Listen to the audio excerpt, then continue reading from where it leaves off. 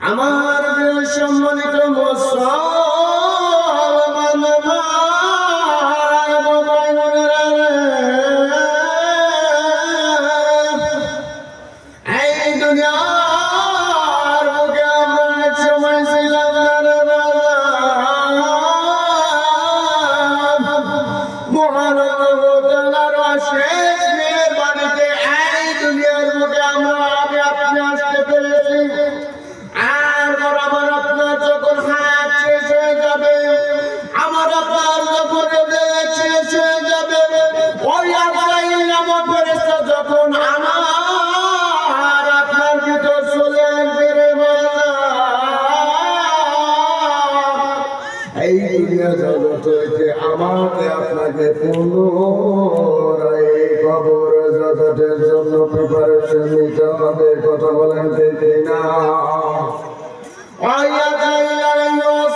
যখন আমার আপনার ভিতর চলে আসবে, ওই মালাকুল মউত যখন আমার আপনার ভিতর চলে আসবে রে বাবা, আমার আপনার জন্য পুনরায় কবর জগতের জন্য প্রিপারেশনটা নিতে হবে। কথা বলেন ঠিক কিনা?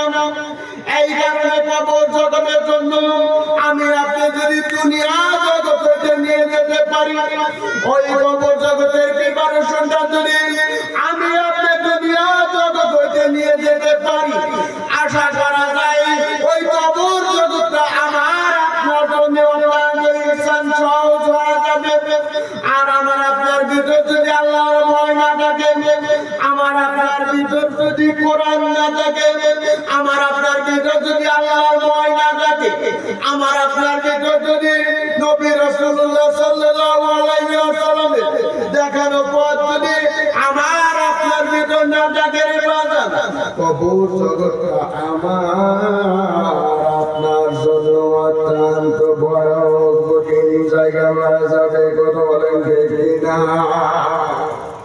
দুনিয়ার জগৎ হইতে ভালো আমল করবেন, আল্লাহ তাআলা আমার আপনার কবর জগৎটা অত্যন্ত ইহসান সহজ করে দিবেন। জোরে জোরে বলেন সুবহানাল্লাহ। দুনিয়ার উপর জগতে আপনি খারাপ আমল করবেন, দুনিয়ার জগৎ হইতে আপনি খারাপ আমল করবেন, আল্লাহ তাআলা আমার আপনার জন্য কবর বানাটা অত্যন্ত কষ্টদায়ক বানিয়ে দেবেন। কথা বলেন ঠিক কিনা? এই দুনিয়াতে ভালো আমল করবেন, আল্লাহ তাআলা আমার আপনার কবরটা সুন্দরভাবে সুসজ্জিত করে দিবেন। দুনিয়ার জগৎ হইতে যদি আপনি খারাপ আমল করে নিয়ে যায়, আমার আপনার ভিতর যদি নামাজ না থাকে, আমার আপনার ভিতর যদি কোরআন না থাকে, আমার আপনার ভিতর যদি আল্লাহর ভয় না থাকে রে বাজান, মৃত্যুর পূর্ব মুহূর্তে আযাব গজবের ফেরেশতা এসে আমার আপনার রূহটা নিয়ে যাবে। কথা বলেন ঠিক না? এই কারণে রে বাজান, দুনিয়া জগৎ হইতে ভালো আমল করবেন, আল্লাহ তাআলা আমাকে আপনাকে কবর জগৎটা অত্যন্ত ইহসান সহজ করে দিবেন। জোরে জোরে বলেন সুবহানাল্লাহ। এই কারণে ভাই, আমাদের সবাইকে সর্ব অবস্থায় অন্তরটা পরিষ্কার করতে হবে। কি করতে হবে? সর্ব অবস্থায় আমার আপনার অন্তরটা পরিষ্কার করতে হবে। অন্তর ভালো যার, আল্লাহর রহমত আছে তার। জোরে জোরে বলেন সুবহানাল্লাহ। আল্লাহর ভয় আছে যার, দুনিয়াতে সফলতা তার। কথা বলেন ঠিক কিনা? কোরআনে বলে ইমানের আমল আছে যার, দুনিয়ার জন্য তার জন্য সাকসেস সহজ হয়ে যাবে। জোরে জোরে বলেন সুবহানাল্লাহ। আমার সম্মানিত মুসলমান ভাই এবং ভাই বোনেরা, আল্লাহ তাআলা প্রত্যেক মানব জাতিকে ঘোষণা করে দিলেন, প্রত্যেক জিন এবং মানব জাতিকে একদিন না একদিন ওই কঠিন মৃত্যুর সাধন করতেই হবে। জোরে জোরে বলেন সুবহানাল্লাহ।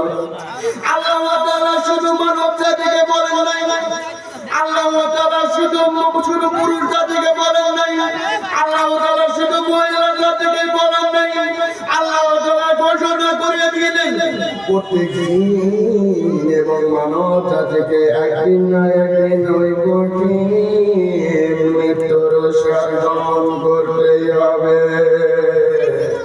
যার জান আছে তাকেই একদিন না একদিন মৃত্যুর স্বাদ গ্রহণ করতেই হবে। কথা বলেন ঠিক কিনা? যার জান নাই তাকে মরার স্বাদ গ্রহণ করা লাগবে। আজরাইল আলাইহিস সালাম যখন আমার আপনার ভিতরে চলে আসবে, আল্লাহ তাআলা আজরাইল আলাইহিস সালামকে পাওয়ার দিয়ে দেবে। ও আজরাইল, যাও যাও যাও, এই মৃত্যুর পাওয়ারটা আমি তোমার হাতে তুলে দিয়ে দিলাম। জোরে জোরে বলেন সুবহানাল্লাহ। এবার আল্লাহ তাআলা আজরাইল আলাইহিস সালামকে পাওয়ার দেওয়ার পর এবার আজরাইল আলাইহিস সালাম প্রত্যেক মানুষকে দেখে বলতে থাকে, আর আমার কাছ থেকে কেউ রেহাই পেতে পারে না। মানুষের যখন মৃত্যুর সময়টা উপস্থিত হয়ে যাবে, আমি আজরাইল আলাইহিস সালাম ওই সমস্ত মৃত ব্যক্তিদের জানটা অত্যন্ত সহজভাবে নিয়ে নেব। এই কারণে ভাই, ওই মৃত্যু ভাই কোনো ছোট মানে নরে বাজান, ওই মৃত্যু ভাই কোনো বড় মানে নরে বাজান, ওই মৃত্যু ভাই কোনো লাখ সাহেব মানে না। আজরাইল আলাইহিস সালাম যখন আমার আপনার ভিতরে চলে আসবে, আজরাইল আলাইহিস সালাম বলতে থাকে, আমি কোনো ছোট মানি না, আমি কোনো বড় মানি না, আমি কোনো লাখ সাহেব মানি না, আমি কোনো এমপি মানি না, আমি কোনো কোটিপতি মানি না, আমি মানি একমাত্র কোরআনের ঈমান এবং আমল। জোরে জোরে বলেন সুবহানাল্লাহ। এই কোরআনের ঈমান এবং আমল যার ভিতরে থাকবে, কোরআন অনুযায়ী আমল যার ভিতরে থাকবে, আল্লাহ তাআলা কাল কিয়ামতের ময়দানে কবর জগতে অত্যন্ত স্থান সহজ করে দিবেন। জোরে জোরে বলেন সুবহানাল্লাহ। কিন্তু আমার আপনার ভিতরে যদি আল্লাহর ভয় না থাকে, আমার আপনার ভিতরে যদি কোরআন না থাকে, আমার আপনার ভিতরে যদি নবীর সুন্নাত না থাকে, কবর জগৎটা আমার আপনার জন্য অত্যন্ত কষ্টকর ভয়াবহ জায়গা হয়ে যাবে। কথা বলেন ঠিক কিনা? এই কারণে আমি যুবক ভাইদেরকে বলবো, যুবক কত যুবক কবর জগতে চলে যাইতেছে, এই দুনিয়া হইতে কবর জগতের প্রিপারেশনটা নিয়ে নাও। যুবক যদি বুঝতো যুবক বয়সে নামাজ পড়ার কি মূল্য, যুবক কখনো নামাজ ছাড়তো না। যুবক যদি বুঝতো যুবক বয়সে কোরআন পড়ার কি মূল্য, যুবক কখনো কোরআন ছাড়তো না। যুবক যদি বুঝতো যুবক বয়সে মহান আল্লাহ তাআলার কাছে সিজদা দেওয়ার কি মূল্য, যুবক কখনো মহান আল্লাহ তাআলাকে ছাড়তো না। জোরে জোরে বলেন সুবহানাল্লাহ। আপাতত যুবক কবর জগতের জন্য চলে যাইতেছে, আর যদি যুবক বুঝতো নামাজ পড়া কি মূল্য, ওই মসজিদ খানে ওয়ালায় ভর্তি হয়ে যেত। কিন্তু মসজিদের ভিতর আজকাল যুবকদেরকে কখনো দেখা যায় না। কথা বলেন ঠিক না? আজকাল যুবকদেরকে মসজিদের ভিতর দেখা যায় না। আল্লাহর হাবিব রাসূলুল্লাহ সাল্লাল্লাহু আলাইহি ওয়াসাল্লাম বলেন, যুবক বয়সে যারা কোরআনকে মহব্বত করবে, এই যুবক বয়সে যারা নামাজকে মহব্বত করবে, যুবক বয়সে যারা মসজিদকে মহব্বত করবে, যুবক বয়সে যারা আল্লাহর হাবিব রাসূলুল্লাহ সাল্লাল্লাহু আলাইহি ওয়াসাল্লামের সুন্নাত অনুযায়ী আমল করবে, কাল কিয়ামতের ময়দানে আমি ওই সমস্ত যুবকদেরকে ঈমানের সাথে মৃত্যুটা দিয়ে দিব। জোরে জোরে বলেন সুবহানাল্লাহ। এই কারণে ভাই, যুবক বয়সে আমার আপনার নামাজ পড়া দরকার আছে কি নাই? যুবক বয়সে মহান আল্লাহ তাআলার কাছে সেজদা দেওয়া দরকার আছে কি নাই? আল্লাহর হাবিব রাসূলুল্লাহ সাল্লাল্লাহু আলাইহি ওয়াসাল্লাম ফরমান, যুবক বয়সে তুমি পাপ আমল করতে ভালোবাসো, আল্লাহ তাআলা বলেন আমি ওই সমস্ত যুবক ব্যক্তিদের পাপগুলোকে মাফ করতেও ভালোবাসি। জোরে জোরে বলেন সুবহানাল্লাহ। যুবক বলেন, আল্লাহ তাআলা বলেন, যুবক তুমি কোরআনকে মহব্বত করো, যুবক তুমি নামাজকে মহব্বত করো, যুবক এই কোরআনটা নিয়ে যদি আমার কাছে আসতে পারো, আল্লাহর ভয়টা নিয়ে যদি তুমি আমার কাছে আসতে পারো, আমি আল্লাহ তাআলা তোমার যুবকের ঈমান আমল 1 নয় 2 নয় 27 নয় 70 গুণ পর্যন্ত তোমাকে বাড়িয়ে দেব। জোরে জোরে বলেন সুবহানাল্লাহ। এই কারণে আমি সকল যুবক ভাইদেরকে বলতে চাই, রে যুবক,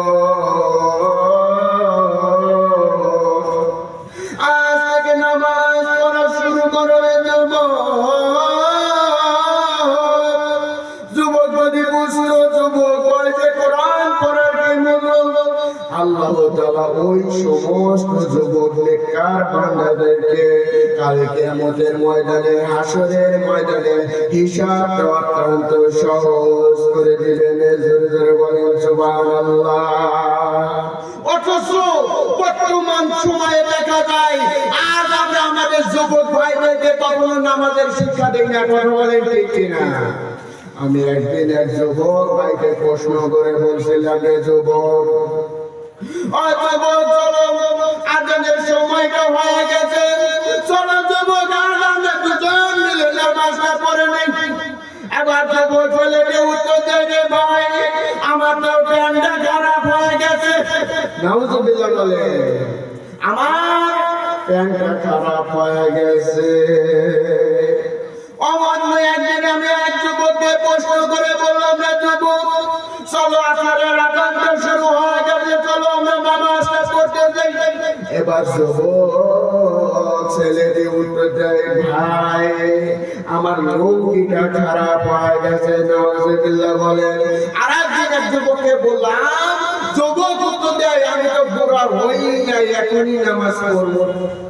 এমন যুবক আছে কি নাই? এই কারণে ভাই আমি ওই যুবককে প্রশ্ন করে বললাম,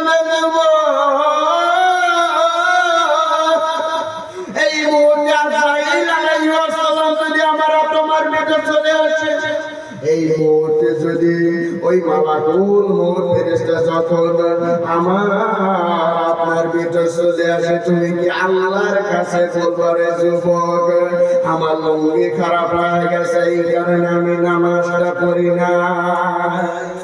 এই কারণে ভাই যুবক নামাজ ভোগে হওয়া যাবে। যুবক আমি সকল যুবক ভাইদেরকে বলতে চাই, যুবক আপনি যদি কোরআনকে বেশি বেশি মহব্বত করেন, যুবক আপনি যদি নামাজকে বেশি বেশি মহব্বত করেন, যুবক আপনি যদি কোরআনকে মহান আল্লাহ তাআলার রাস্তায় বেশি বেশি নামাজ পড়েন, আল্লাহ তাআলা ওই সমস্ত যুবকদের ঈমান আমল এক নয় দুই নয় 70 ডবল আল্লাহ তাআলা যুবকদের ঈমানকে বাড়িয়ে দিবেন। জোরে জোরে বলেন সুবহানাল্লাহ।